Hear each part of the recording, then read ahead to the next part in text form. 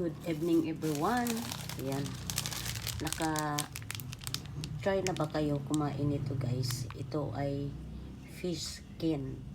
Mas masarap pa to guys sa chicharon na baboy. Ayan. Madali lang to lutuin guys. Pag naluto na to, napakalutong.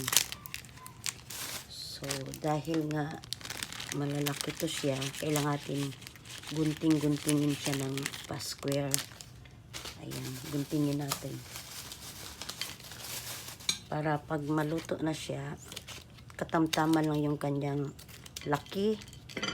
Hindi siya masyadong malaki. So, yan, hindi yan chicken skin.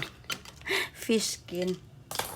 So, ito guys yung chicharon na balat ng isda. Napakasarap nito guys. Kung hindi nyo pa ito na-try, subukan nyo. Mas masarap pa ito sa chicharon baboy. So, yan lang guys ha. Ayan, magprito na tayo. Ayan. Lagay natin ating kawali. Prito natin yung ating fish skin. Ayan.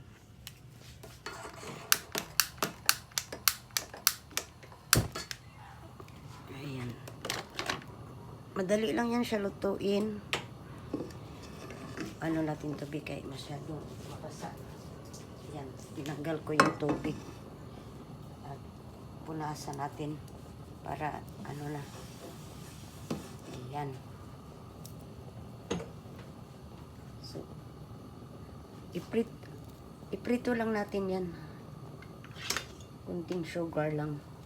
Sugar? Bakit sugar ba sinasabi ko? Mali namang pinagsasabi ko. Kunting mantika. Tumawa yung anak. Mali yung pinagsasabi ko guys. Sa ayaan. Once na uminit na yung ating mantika, pwede nang ilagay ang ating fish skin. Chicharon. Mas masarap pa sa chicharon bulaklak.